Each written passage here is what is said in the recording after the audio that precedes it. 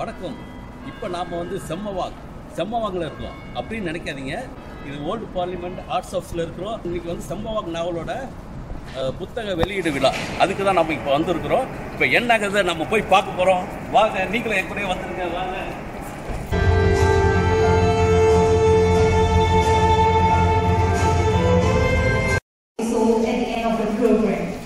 Ladies and gentlemen, the minister will be arriving at the chamber at 2 p.m., after which we will kickstart the program. We seek your kind understanding in waiting patiently. Thank you.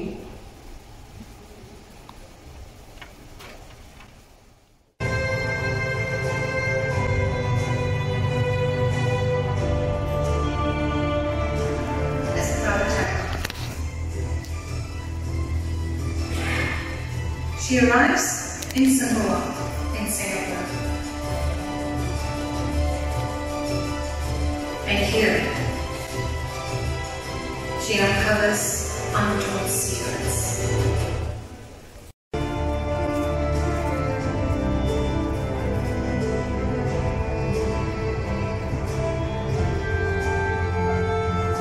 For this afternoon's event, His Excellency Mr. KUMARAN, High Commissioner of India, Professor PILLAI, Dean of the National Institute of Education, NTU, and Ambassador, and Mrs. Kamaladevi.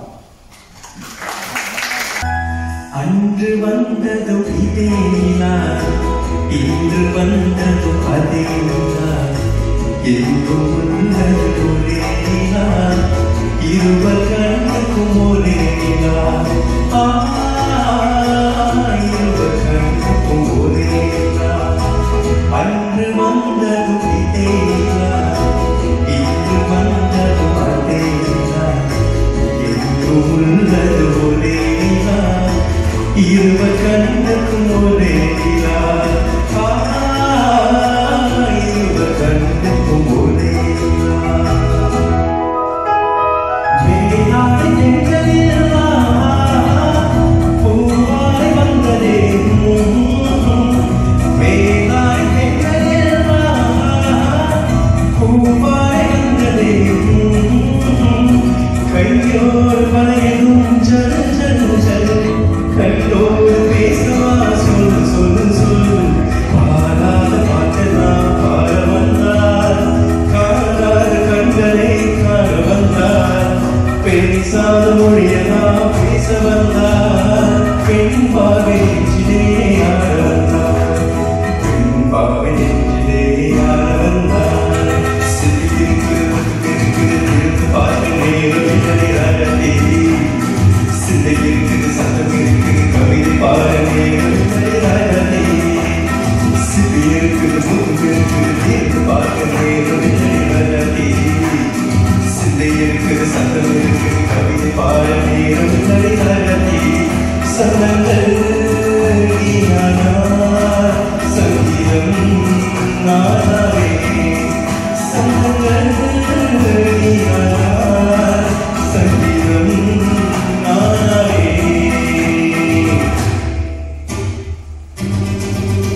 அடியனடி ராக்கே, அடியனடி Rakkamma பல்லாட்டு நேற்று நெஞ்சு குழுந்துதடி, சிறுகனடி மூக்குத்தி மாறி கச்செடுத்து மாச்சாடி இருக்குதடி, அழுக்கு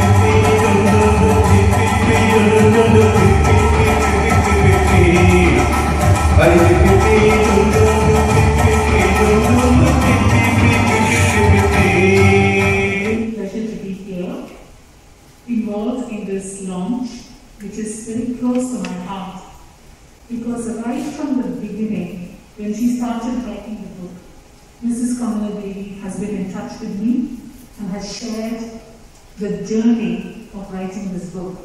So it is only fitting that I should ask her some questions about this extraordinary book. And that is why it is extraordinary that this book has been able to bring the lives of these ordinary people to life, and to do it in such a thrilling way. And by that I mean, though these people constantly, every day of their lives, they are surmounting all sorts sorts of problems. They are extraordinary in the zest with which they attack their problems. இது பல விதங்களில் ஒரு தனித்துவம் வாய்ந்த ஒரு நூல். முதலில் இந்த நூல் பெண்களை பற்றி, பெண்களை மையமாக கொண்டது. அதுவும் பெண்கள் இது ஆணாதிக்க சமுதாயத்தில் தங்களுடைய ஒரு தனித்துவத்தை, தங்களுடைய ஒரு அந்த கட்டத்திற்குள்ளிருந்து வெளியே வந்து செயல்படக்கூடிய ஒரு தைரியத்தை, ஒரு அந்த செயல்பாட்டை அவர்கள் நம்மிடம் அந்த பக்கங்களிலிருந்து நமக்கு தெளிவுபடுத்துகிறார்கள். இந்த காளியம்மாள், மீனாட்சி பாட்டி போன்றவர்கள் நம்முடைய நெஞ்சத்தில் நூலை படித்து முடித்த பிறகும் நம்முள் இருக்கிறார்கள். அப்பேற்பட்ட ஒரு ஆங்கிலத்தில் மல்டி டைமென்ஷனல் என்று சொல்லுவோம், ரவுண்டட் கேரக்டர்ஸ் என்று சொல்லுவோம். அப்பேற்பட்ட ஒரு தனித்துவம் வாய்ந்த சிறந்த கதாபாத்திரங்கள். அது மட்டும் அல்லாது இந்த நூல் ஒரு சமூக ஒரு குறிப்பிட்ட காலத்தை பற்றி பேசுவதால் அந்த அவர்களுடைய நடை, உடை, பாவனை எல்லாத்தையும் அந்த வட்டார வழக்கு என்று கூறுவோம், அந்த மொழி அதை மிக அழகாக அவர்கள் கொண்டு வந்திருக்கின்றார்கள்.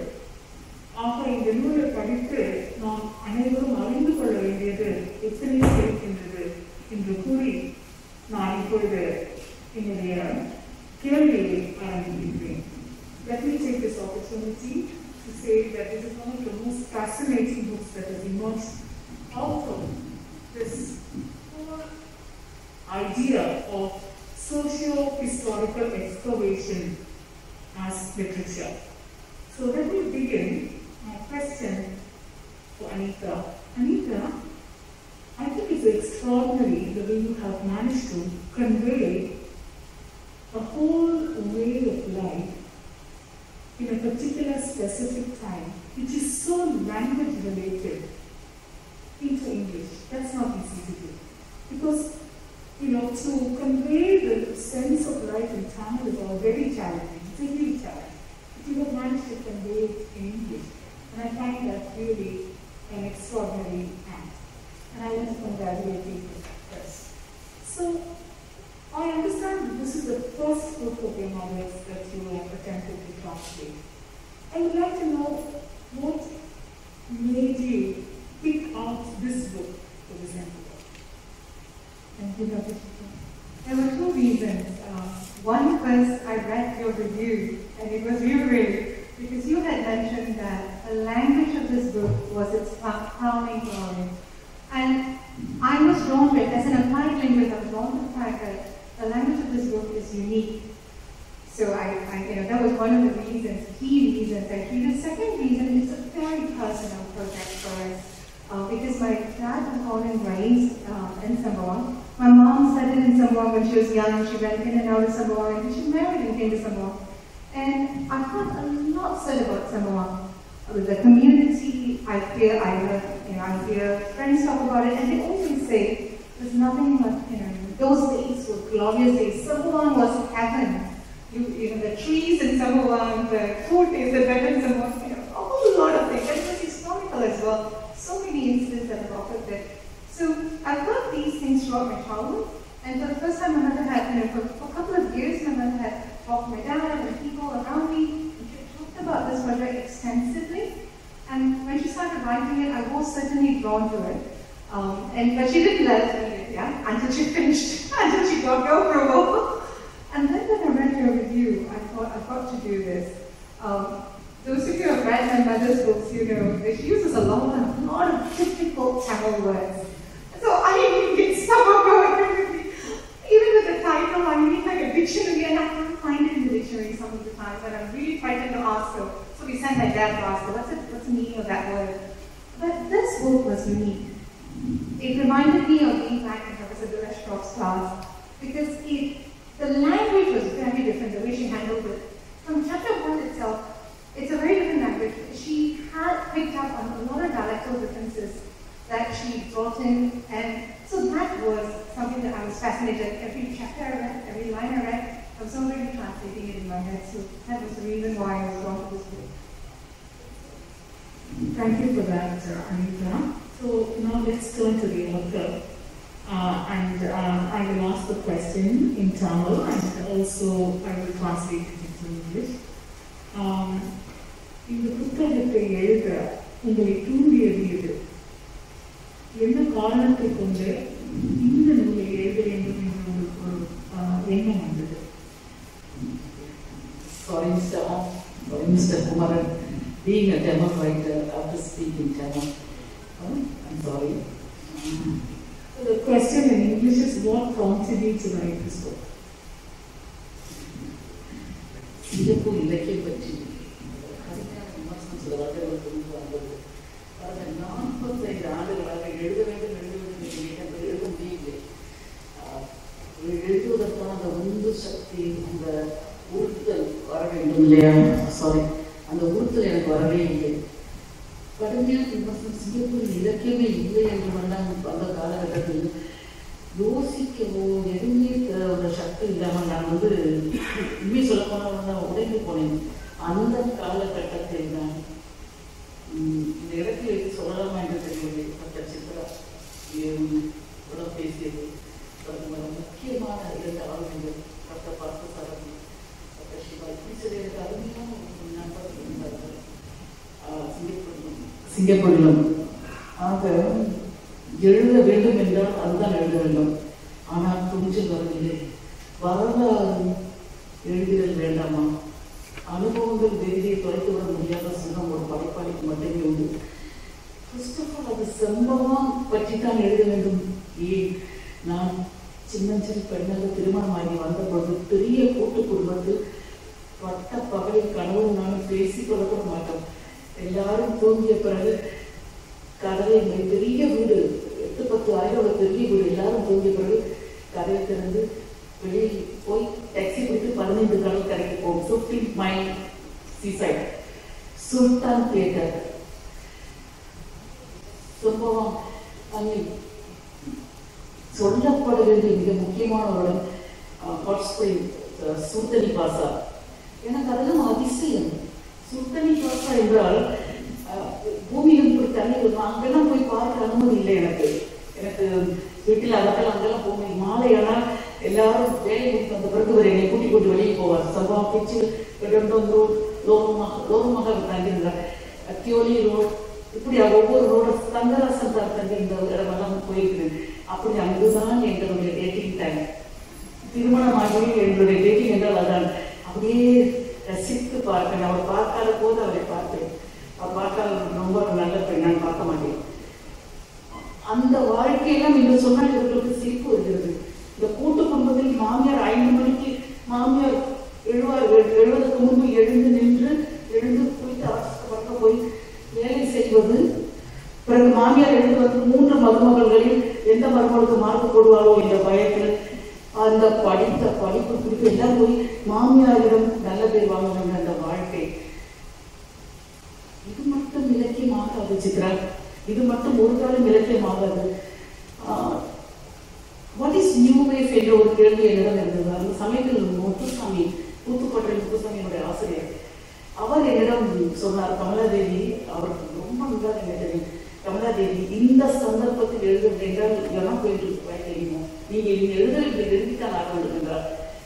பிறகு யாருமே பேசவில்லை. ஒரு முறை சித்ராவிடம் பேசினேன், பிறகு ஒரு முறை குறிப்பிட்டவர்களிடம் பேசினேன். எழுத தொடங்கினேன். எழுத தொடங்கிய பொழுது எனக்கு ரொம்ப முக்கியமாக சம்பவம் என்றால் சுத்தலி பாசாவும் 15 மைல் சுல்தான் தியேட்டரும் அந்த கதை, அந்த காலகட்டத்தில் நடந்த சம்பவங்கள், உண்மை சம்பவங்கள். பிறகு தமிழ்நாட்டிலிருந்து இங்கு வந்தவர்களும் அங்கு வாழ்ந்தார்கள். தமிழர்கள், மலைக்காரர், பர்மா பாட்டி என்ற ஒரு பெண்மணி இருந்தார். சீனர்களும் மலைக்காரர்களும் ஓணம் பண்டிகைக்கு மாமியாரிடம் வந்து கேரள சாப்பாடு சாப்பிடுறது எனக்கு பெரிய ஆச்சரியம். மலையாள உணவை அவர்கள் சாப்பிடுறது, அவர்கள் தமிழ் பேசுவார்கள். மலைக்காரர்கள் தமிழ் பேசுவார்கள். கேரளத்தில் வாழ்ந்த அத்தனை தமிழர்கள் பேசுவதில்லை, சீனர்கள் மலையாளம் பேசுவார்கள். என்னுடைய கணவரின் நண்பர்கள் எல்லாமே மலையாளம் பேசுவதை பார்த்தேன். எனக்கு அதெல்லாம் பெரிய விஷயம். இன்று அதெல்லாம் பேச முடியாது. இன்று அதாவது என்னுடைய டேட்டிங் காலகட்டத்தில் எப்படி இருந்தது என்பதை பற்றி பேசியது டாக்டர் பார்த்தசாரதி கமலம் இதை கொண்டு வர ஜெர்மனி கண்ணன் அவருக்கு இருக்கணும். அதை எல்லாம் எப்படியோ சும்மா அப்படி என்னுடைய குட்டி பெண்ணாக போனேன் கணவரை பார்த்து வைக்கப்பட்டு அதை வச்ச கதை வரலாறு எங்கேயும் தொடங்குவது. நான் வாழ வந்த காலகட்டம் 73, 74. அந்த காலகட்டத்தில் வெள்ளக்காரன் அவர்கள் நேவல் பேசி விட்டு போகிறார்கள். அவர்கள் போகும் பொழுது சப்போஸ் பலரும் வந்து லண்டன் சிட்டி போனார்கள். அப்படி போனவர்கள் என்னவானார்கள்? சிங்கப்பூரிலிருந்து என்னுடைய மாமனார் சிங்கப்பூர் விட்டு போக முக்கியமான காரணம் இந்த ஊரில் நிலையாக இருக்காங்க. நிச்சயமா நீ அங்குதான் வந்தார்கள் என்று நிலத்தில் அவர்கள் பெரிய ப்ராப்பர்ட்டி ஓனர்ஸ். அதனால் புத்திவாதமாக நான் இன்னும் இதுதான் என்னுடைய நான் சிங்கப்பூர் தான் வாழ வேண்டும். அது ஒன்று. புலவ் சின்னம் என்ற இடத்தில் ஒரு தீவில் இருந்து கொண்டு அருமையான ஒரு தூக்கம் என்ற வெள்ளைக்கார அதிகாரி வெட்டி துண்டாக வெட்டி போட்டது. பிறகு சீனர்களை ஒட்டுமொத்தமாக வெட்டி போட்டது. அந்த இடத்தின் பெயரை நான் இங்கு சொல்ல கொண்டு போய் வெட்டி கூட்டு போட்டது. கடற்கரை ஓரத்தில் இந்த தரை இருந்து வரும்போது பார்த்து அழுது. அது இதுவரை சிங்கப்பூர்லையாக எழுதியதில்லை. 2017 நான் அந்த தகவலை எடுத்திருந்தேன். பிறகு கூகுளை பார்த்து எழுதியதல்ல, அவையோருக்கு சொல்கிறேன், கூகுளை பார்த்து எழுதியதல்ல. ஒவ்வொரு மாநிலங்களாக போய் தெலுக்கின்தான் பற்றி எனக்கு அனிதா சொன்னார். தெலுக்கின்தான் என்ற ஒரு நகரம், அதுதான் நமக்கு தெரியும். இது கிட்டந்து அந்த ஊரில் அதாவது மீன்பிடி கலந்து இருந்ததான் மனிதர்கள் அது ஒரு தகவல். பிறகு மிக முக்கியமாக இந்த நாவல் எழுதுவதற்கு காரணம் சம்பவம் என்ற இரவையில் மாறி போய்விடுது. அந்த 13 கடற்கரையில் எல்லாம் விட்டு போய்விட்டது. இந்த கோயில் பாலசுப்ரமணியன் கோவில் ஒரு விஷயம் எம்ஆர்டியாக இருக்கிறது. அந்த ஈஷூன் எம்ஆர்டி ஸ்டேஷனுக்கு போவது ஈஷூன் என்பது அந்த நீசூன் என்னால் மறக்கவே முடியாது. ஒரு சம்பவம். இன்னொன்று முக்கியமாக இந்த நாவல் எழுதுவதற்கு இன்னொரு மறக்க முடியாத அனுபவம், ஒரு சம்பவம் மற்றும் அனுபவம் தெரிவிப்பதே ரொம்ப கஷ்டப்பட்டு தேடி சென்று ஒரு முக்கியமாக நான் பெயர் சொல்வது போல புகழ்பெற்ற ஒரு பெண்மணியை பார்க்க போயிருந்தேன். அங்கு போன போது அவர்கள் அந்த புத்தகமே இல்லை, அச்சம் மீட்டு என்று சொல்லி என்னுடைய தண்டம் போனது. இன்னொருவரை நான் பார்க்க போன பொழுது அவர் அந்த புத்தகத்தை வைத்துக் கொண்டிருந்து தமிழ் மலையாளி சென்றார். ஏன் சார் மலையாளியும் பிடிக்காது, சிரோன்ஸ் பிடிக்காது என்றார். ஏன் சார்? இல்லைம்மா நான் வேணா சொல்லி தரேன்னா புத்தகம் தரமாட்டேன் என்றார். ரொம்ப கவலையாக போயிட்டு நான் போன உடனே சோதிநாதன் சார் என்னிடம் கூறினார், இன்னும் அந்த புத்தகம் நான் தருகிறேன். அவர் எனக்கு விளக்கினார். அது ஒரு பெரிய விஷயம் எனக்கு தெரிய வந்தது. இந்த எல்லாத்துக்கும் மேலாக நாவல் இலக்கிய கூறு என்றால் என்ன? கொத்தாய் மனிதர்களை கொன்று போட்டார்கள் அந்த காலகட்டத்தில். அந்த குறிப்பிட்ட இலக்கிய பற்றி நான் இங்கு பேசும்போது ஒரு நம் சீன தோழி கோட்டை செய்வோம். தோழி எங்கள் இனத்தை கொத்தாக வெட்டி போட்டார்கள், அதை பற்றி பேச வேண்டாமா? ஏன் தமிழர்களை மட்டும் நீ பேசுகிறாய் என்றால் மலையாளிகள் தமிழர்கள் வாழ்ந்த காலகட்டத்தில் மலையாளி ஆண்கள் தமிழ் பெண்கள் தொடர்பு மலையாளிகள் நிறைவேற்றப்படுகிறார்கள். அதையெல்லாம் நான் அதில் எழுதியிருக்கிறேன். தமிழர்கள் ரொம்ப அழகாக அந்த சாயந்தரமாக பொறுத்து விட்டு வெள்ளிக்கிழமையான குடித்து எண்ணெய் கேட்டு குடித்து அந்த சம்பவங்கள்லாம் இன்று நான் என்னால் பார்க்க முடியாது. இன்று நிறைய மீண்டும் பண்ணுறது புத்தகத்துக்காக மீண்டும் பண்ணவில்லை.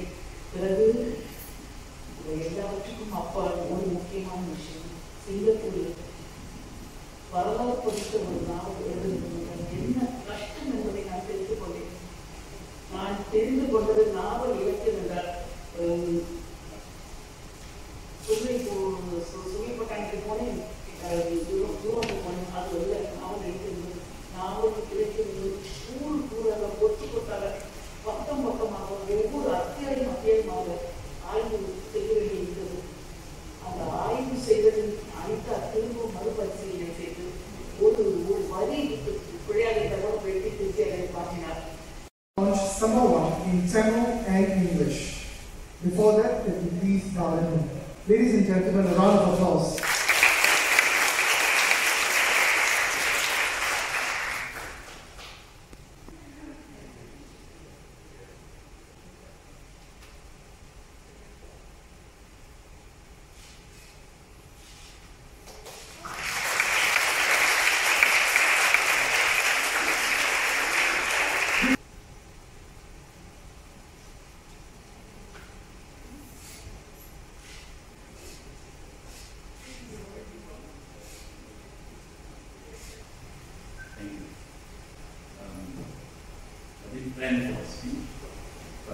usually at an event, if I have to say a few words, I shall.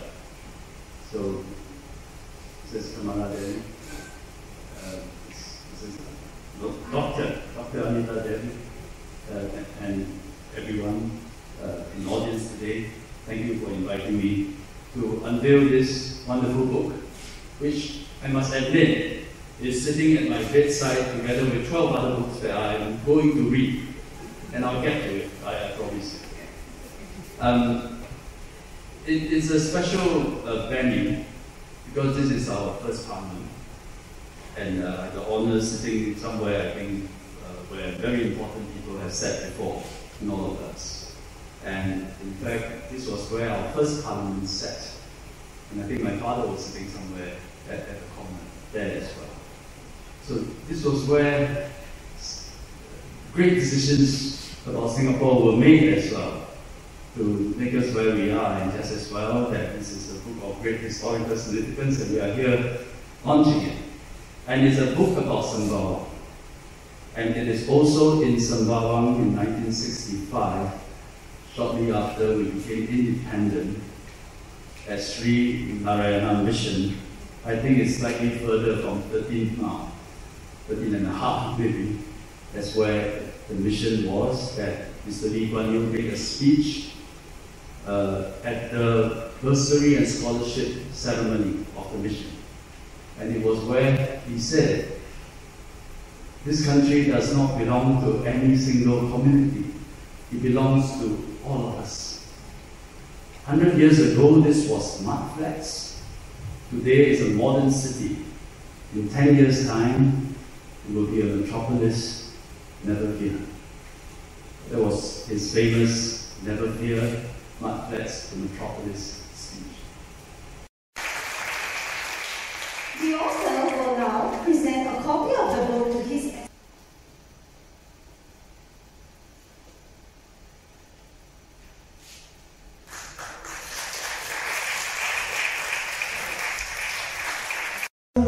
இதழோரம் சுவை தேட ஒரு பாடல் விழி பாட பாட ஆயிரம் நிலவேவா ஓராயிரம் நிலவேவா இதழோரம் சுவை தேட புது பாடல் விழி பாட பாட ஆயிரம் நிலவேவா.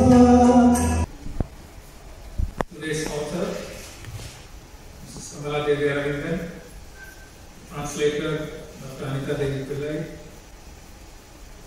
Dr. CHITRA, esteemed dignitaries who have joined us today at this book launch. Good afternoon to everyone. Vanakkam, namaskar. It's a particular privilege for me to represent India in Singapore, especially because of the fact that Indians here have contributed to Singapore's composite culture in a manner that far exceeds what their proportion in the population would show. It is also a particular honor that I have Tamil as my mother tongue, the language of the majority of the Indian community here, and indeed the language of the book that we are here to inaugurate today. Unfortunately, I haven't yet had the time to read the book at normal speed and enjoy it fully as I would normally like it. I've just managed to complete a quick read of the book and to get a broad sense of it. But even in this quick read, I was able to find several aspects of the book that are extremely striking. The author, Kamaladevi, weaves a very rich tapestry of characters and many subplots into the main storyline. Essentially, the main storyline talks about Kaliyamma, a 6th generation descendant of two coolies from Tamil Nadu, in a way that she herself describes, and brings all the various strands of subplots together in the end to finish in a very, very exciting way. What is also clear by reading the language. Mrs. Kamaladevi's keen ear for language and the nuances about Tamil and Malayali customs, the way people dress.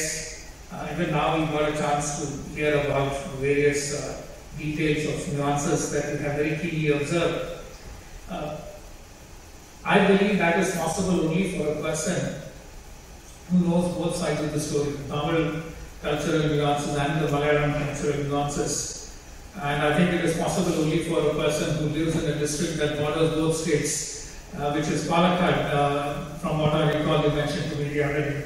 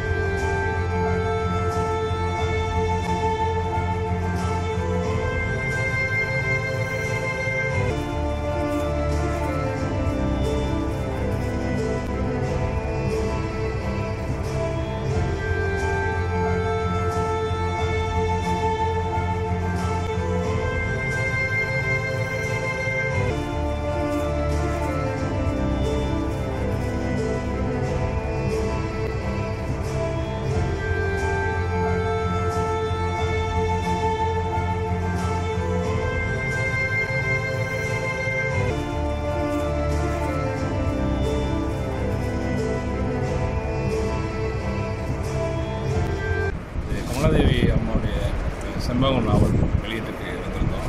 ரொம்ப மகிழ்ச்சிகரமான ஒரு விஷயம். நான் அவங்கள பற்றி சொல்லணும்னு சொன்னால் ஒரு முக்கியமான ஒரு விஷயம் நான் பதிவு பண்ண விரும்புகிறேன். என்னென்னு கேட்டிங்கன்னா, ஆரம்பத்தில் வரக்கூடிய படைப்பாளிகளை அவங்களுடைய படைப்புகள் சம்மந்தமாக மூத்த எழுத்தாளர்கள் வாசிச்சுட்டு அது வந்து ஒரு அப்ரிசியேஷன், ஒரு பாராட்டு தெரிவித்து அதை பற்றியான சில விஷயங்களை பேசுகிறது ரொம்ப ரொம்ப பதிவு செய்யப்படுறேன். என்னை பொறுத்தவரை நான் சொல்கிறேன், ஒரு பெருமைக்கான விஷயம் இல்லை, இந்த கமலாதேவி அம்மாவோட பாராட்டுக்காக சொல்கிறேன். உண்மையான விஷயம். நான் ஒவ்வொரு தடவை என்னுடைய படைப்புகள் வெளியாகும்போது அவங்கள நான் சந்தித்து கேட்குறது, அவங்களே வந்து படிச்சுட்டு வந்து என்னை கூப்பிட்டு பேசுகிறது, ஒரு ஊக்கம் கொடுத்தாங்கன்னா சாதாரண ஊக்கம் கிடையாது. அவங்க வந்து முதல் ஆரம்ப கால எழுத்தாளர்களை முதல் இதிலே வந்து அவங்க எழுத்து சரியில்லை, நீ இந்த மாதிரி எழுதாதுன்னு சொல்லி வச்சுக்கலாம், அதோடு அவங்க உட்காந்துருவாங்க. அவங்க வாசிப்பு அதோடு நின்றோம். அது வந்து கமலாதேவி அம்மா செய்யக்கூடிய ஒரு பெரிய ஒரு நிறைய பேர் இதை உணர்ந்துருப்பாங்க. என்னை மாதிரியான எழுத்தாளர்கள் நிறைய பேர் உணர்ந்துருப்பாங்க. நான் ஒரு முடியாக சொல்லணும்னு சொன்னால், குறிப்பாக சொல்லணும்னு சொன்னால், நான் இலக்கிய பரிசு வாங்கியிருப்பேனா அப்படிங்கிறது வந்து அவங்களுடைய ஆரம்ப கால அவங்களுடைய நட்பை வச்சு நான் சொல்கிறேன். அந்த இலக்கிய பரிசே வந்து அவங்களுடைய அந்த வழிகாட்டுதல், அவங்க வந்து எனக்கு கொடுத்த உற்சாகம் நான் சொல்வேன். ரொம்ப ஒரு முக்கியமான ஒரு ஆளுமை. அவங்களுடைய செம்பவம் நாவல் வெளியீட்டுக்கு வந்தது நான் ரொம்ப மகிழ்ச்சி அடைகிறேன். மகிழ்ச்சி. வணக்கம். செம்பவம் நூல் வெளியீட்டுக்கு வந்திருக்கிறேன். ஒரு சிறுகதை எழுதுவதை விட ரொம்ப அதிகம் கடினமானது வந்து நாவல் எழுதுவது. அதுவும் வரலாற்று நாவல் எழுதுறதுங்கிறது வந்து ரொம்ப ரொம்ப சிரமமான ஒரு விஷயம். ஏன்னா வரலாற்றையும் நம்ம சரியாக பதிவு பண்ணணும், அதை புனைவாகவும் இருக்கணும், வாசகர்களுக்கு வந்து அது போய் சேர்ற வகையாகவும் சுவாரஸ்யமாகவும் நம்ம எழுதணும். அந்த வகையில் திருமதி கமலாதேவி அரவிந்தன் அம்மா நிறைய களப்பணி செஞ்சுருக்காங்க, நிறைய உழைப்பு போட்டிருக்காங்க இந்த நாவலுக்கு. இந்த நாவலுக்காக பல மாதங்களாக காத்திருந்தோம். அவங்க பல வருடங்களாக எழுதிய நாவலுக்காக மாதங்களாக காத்திருக்கிறது பெருசு இல்லை, காத்திருந்தோம். இன்றைக்கி நாவல் வெளியீடு கண்டிருக்கு. இந்த நாவலை இன்றைக்கி இரவுலேருந்து தொடங்கி வாசிக்க ஆரம்பிப்பேன். இந்த நாவலுக்காக ரொம்ப ரொம்ப ஆர்வமாக இருக்குது. இதை வாசித்து என்னோட இந்த வாசிப்பு அனுபவத்தை பற்றி கூடிய விரைவில் நான் உங்களோட பகிர்ந்துக்கிறேன். மிக்க நன்றி.